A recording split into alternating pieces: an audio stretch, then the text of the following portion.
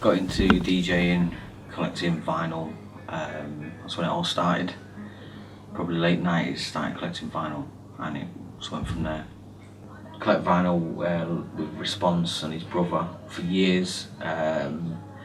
Remember when two of our friends bought some turntables, and they've always been in Response's bedroom when we was kids. So going there, having a mix and having a mess about and that, and then actually getting some money and buying my own, and then from there just started enjoying, learning how to mix, and then from there just constantly just going record shop every weekend. First one I actually bought was Murder Weapon Echo Minor, the Jungle version. That was one of the first records I ever bought on the white label. Still got it, yeah, still in exactly the same condition as when I first bought it.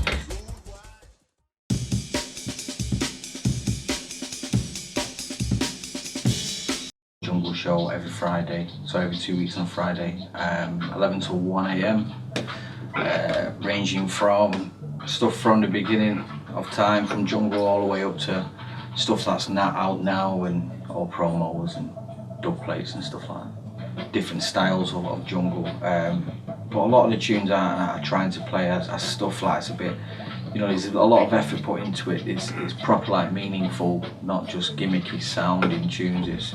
I'm not into stuff like that. I like to keep it on a consistent level of, really good production. Play a lot of reinforced record stuff. I've always been a big fan of reinforced. Always made some real solid tunes. Also good looking records. Another label that I speak highly of. I love everything that Buckham has done. And definitely tunes underground side. I try to push that as much as possible. But I'm trying to sort of like keep that old vibe, that old style vibe. Over the years, probably over the last 4 years, I've done quite a few of the takeovers. Recent ones I've done a one for Digital Function takeover. That was really good. I enjoyed that one.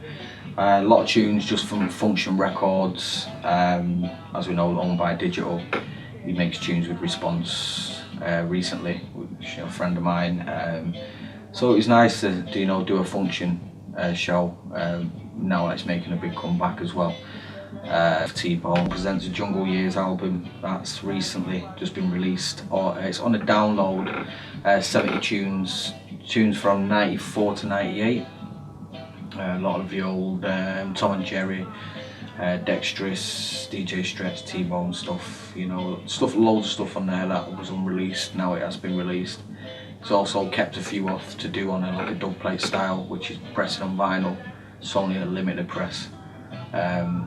But yeah, I don't know, takeover show for that as well. 2 hours of, try to play as many as I can out of the 70. But yeah, there's some solid tunes on there. When you're a vinyl collector, you get to a point where you stacked up so many crates, and you think it would be nice to play these some way to people, and radio is one way I like to do that.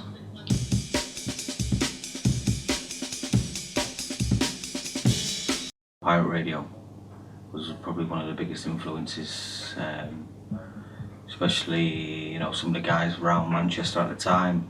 It was wicked seeing the old guys doing their thing and hearing them on pirate radio, and then you see them in the clubs and stuff like that, and hearing them doing their sets. It was really good. The likes of Sapo, Marcus Intellects, XTC, like Trigger.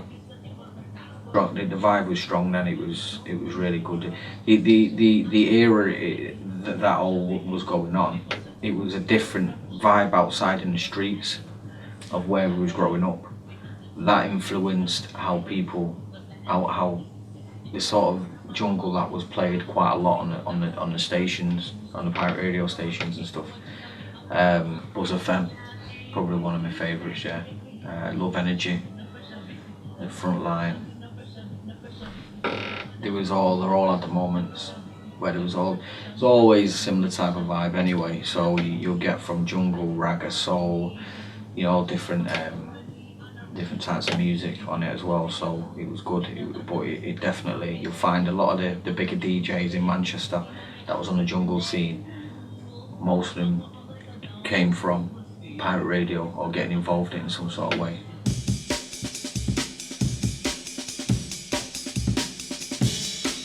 Yeah, custom art designs is my little artwork, I won't say a company, I just called it that, you know.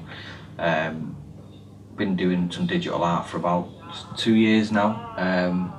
Done a few pieces for a few jungle drum and bass producers, DJs, MCs, what I've done one for DJ Hype. He uses that for his Kiss FM logo. Done stuff for T-Bone, like I said, the Jungle Years album cover.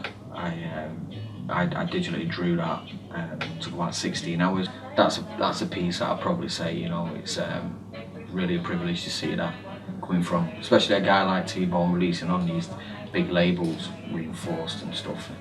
And yeah, it's great. That has mainly got something to do with it, more than anything. Do you know what I mean? The fact that it's good, and that's it makes it more worthwhile knowing that the actual music. Because I'll do art for anyone.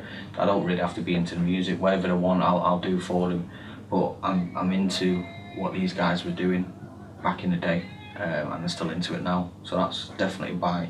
And not only that, it took a long time to do, it's very detailed, probably one of my best pieces, yeah.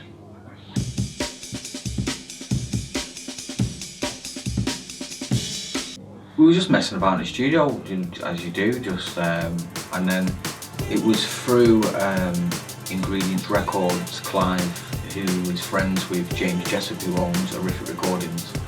And because obviously Response is released on the Ingredients Records anyway, James Jessup was looking to start up a label. He done so. He released, the first release was DB Audio, Dramatic, and then Nick sent him over our tune, which we nowhere near finished. Went to the studio and said, right, you know, what do we do? And I brought a few more samples and stuff like that what we could use. Anyway, so we finished the tune and we was wondering what if we don't like it, because it sounded a bit different to what it was originally. And he loved it. And it was going to be a Blind Lonely. James also does a lot of oil painting artwork and that on big canvases, so he used one of his pieces for the front cover. So like, you know, it really came through with it. It was really nice to someone just not get a generic sleeve, and that's Blind Lonely. So.